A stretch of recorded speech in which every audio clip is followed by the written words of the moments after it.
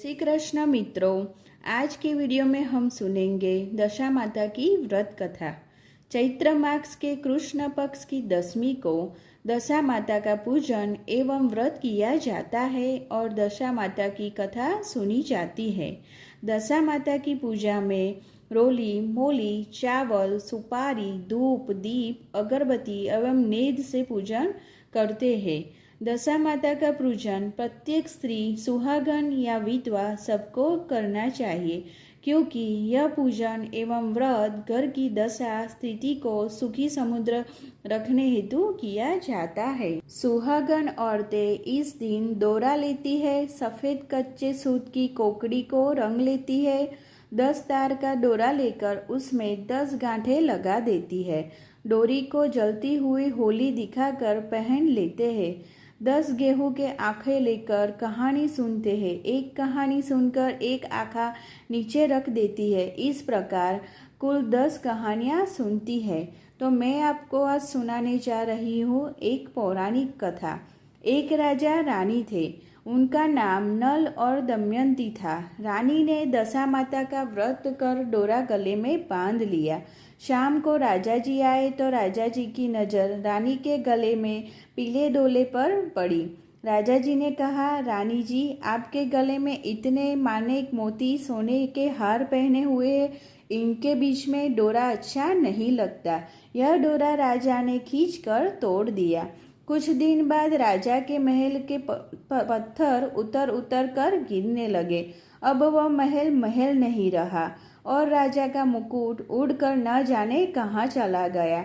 अब तो राजा रानी विषय मत हो गए कि अचानक की क्या हो गया। उन्हें वह राज्य छोड़कर दूसरी जगह जाने का निश्चय किया। राजा के बाहर थोड़ी दूर की रास्ते में अंधेरा हो गया। राजा रानी ने वही रात बिताने का निश्चय किया। उन्होंने वहां एक माली का बगीचा देखा। माली बाहर आया तो राजा ने पूछा, हम रात यहाँ बसेरा कर ले क्या? माली ने कहा, हाँ कर लो। जब राजा रानी वहाँ रात रुके, सुबह उठने पर देखा बगीचा तो हरा भरा था, एकदम से बंजर कैसे हो गया। वहाँ घास का तो नामो निशान नहीं था। जब किसान उठा और उसने भी यह हाल देखा तो राजा रानी को बहुत बुरा भला कहा और वहाँ से निकाल दिया। राजा रानी आगे गए तो वहाँ एक तेलन का घर देखा तो तेलन से 2 पर रुकने का आश्रय मांगा। तेलन ने भी उसे आश्रय दे दिया। तेलन के तेल की कोटियाँ और डिब्बे तेलन से भरे हुए थे। जब राजा रानी वहाँ से चले गए तो देखा तेल के डिब्बे और कोटी अपने आप खाली हो गई। तब तेलन ने कहा, क्या मालूम कैसे नर अभोग के मेरे आश्रय दिया, जो मेरे तो नुकसान ही नुकसान हो गया।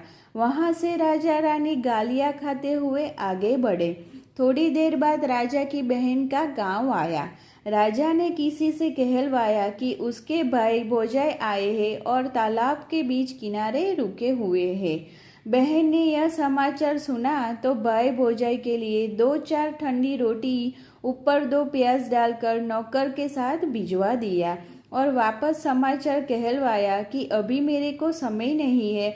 और यह कहलवा कर भाई और भौजाई ने वापस में कहा, बहन का कोई कसूर नहीं है, सब अपनी दशा का चक्कर है। अपनी दशा खराब है इसलिए सभी बेरी हो गए हैं। और दोनों ने रोटी और प्याज वहां पर खड्डा खोदकर काट दिया। थोड़े और आगे गए तो राजा का दोस्त मिला गया और कहा कि मेरे घर चलो, और घर ले जाकर उनकी खूब खातिरदारी करी, चाय पानी पिलाया। और भाई दोस्त की घर की एक दीवार पर खुट्टी पर एक हार लटका हुआ था, वहीं पर एक मोर बैठा हुआ था। उसने वह हार निगल लिया। राजा रानी वहां से रवाना हो गए। दोस्त की पत्नी ने देखा कि जो हार खुट्टी पर टिका हुआ था वह वहां पर नहीं है। दोस्त की पत्नी ने कहा कि जिन्हें आप घर बुलाया था उन्होंने मेरा हार चुरा लिया है।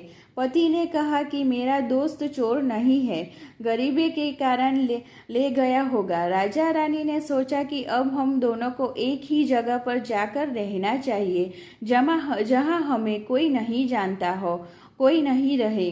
राजा रानी एक जंगल में चले गए। वहां पर राजा दिन में लकड़ियां की भरी बेचकर उन पैसों से आटा, नमक, मिर्ची आदि लाकर अपना गुजारा करते। एक दिन रानी ने राजा से कहा कि मैं दशा माता का व्रत करूंगी, मुझे कच्चा सूत का डोरा और कोकड़ी लाकर देना। दूसरे दिन राजा ने ज्यादा लकड़ियां इकट्ठी की और रानी के लिए कच्चा सूत और डोरी की गट्ठी भी ले आए। रानी ने कहा कि मुझे यह डोरा बनाना है और होली की जाल देखनी है, उसके बाद पूजा करनी है और कथा सुननी है। दूसरे दिन राजा पूजा पाठ की सामग्री ले आया और खुद ने भी पूजा की और कथा सुनी। और होली को देखने के लिए वह गांव से थोड़ी दूर आ गए जहां कुछ लोग रहते थे। वहां पर कुछ औरतों पूजा कर रही थी। रानी ने कहा कि मुझे भी पूजा कथा करनी है और मेरा यह डोरा सफेद है, इसे रंगना भी है। औरतों ने कहा कि यहाँ पर बहुत रंग पड़ा है और रानी ने दशा माता के डोरों को 10 तार का किया और 10 गांठ लगाई और रंग से रंगा और होली की जाल दिखाकर अपने गले में पहन लिया। डोरों को गले में पहने ही राजा की लकड़ियां चंदन की हो गई, जो बहुत महंगी बिकी। लकड़ियों का पैसा लेकर राजा खुशी खुशी घर आए और रानी भी पीपल की पूजा कथा करके दशा माता की कहानी सुन के घर के लिए रवाना हो गई। वहां दशा माता की समेत 10 कहानियां सुनी। 10 गेहूं के आंखें लेकर कहानियां सुनी। एक एक कहानी सुनते हुए एक एक आँखा नीचे रखती गई।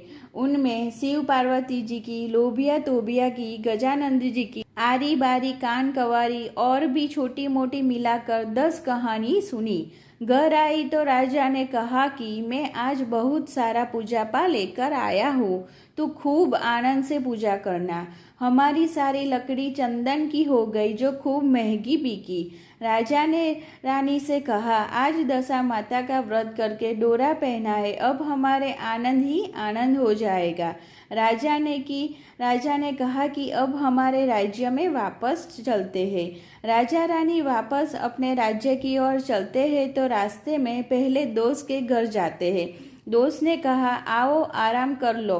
राजा ने कहा कि तुम्हारी पत्नी ने पहले भी हम पर चोरी का इल्जाम लगाया था, अब रुक कर क्या करें। दोस्त ने फिर भी उन्हें रोका और पहले वाले कमरे में ही बैठा दिया, चाय पानी और कलेवा करवाया।